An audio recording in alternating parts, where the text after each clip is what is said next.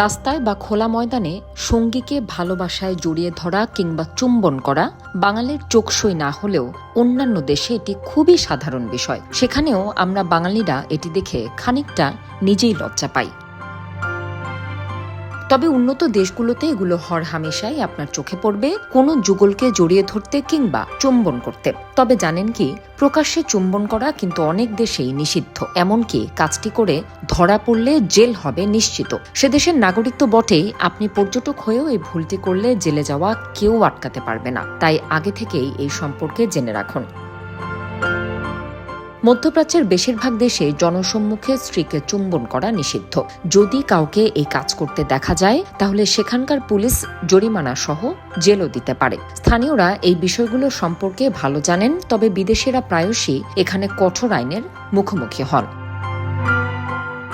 2009 সালে এক ব্রিটিশ দম্পতি দুবাইয়ের একটি পাবলিক স্পেসে চুম্বন করতে গিয়ে ধরা পড়েছিলেন। তাদের 3 মাসের কারাদণ্ড দেওয়া হয়েছিল। শুধু তাই নয়, এখানে ট্যাক্সিতে বসে সঙ্গীকে চুম্বনের দায়ে এক ভারতীয় দম্পতিকে 1 বছরের কারাদণ্ড দেওয়ার ঘটনাও ঘটেছে। তাই মধ্যপ্রাচ্যের দেশগুলোতে গিয়ে প্রকাশ্যে এমনটি করা যায় না।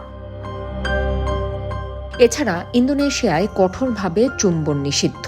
পাবলিক স্পেসে চুম্বন করা বা কোনো ধরনের ভালোবাসা প্রদর্শন করা এখানে সম্পূর্ণ নিষিদ্ধ। এতে করে 5 বছরের কারাদণ্ড বা 2.5 কোটি টাকা পর্যন্ত জরিমানাও হতে পারে। যেহেতু দেশটির বেশিরভাগ নাগরিক ইসলাম ধর্মের অনুসারী, এজন্য তারা কঠোরভাবেই এসব অনুশাসন মেনে চলে।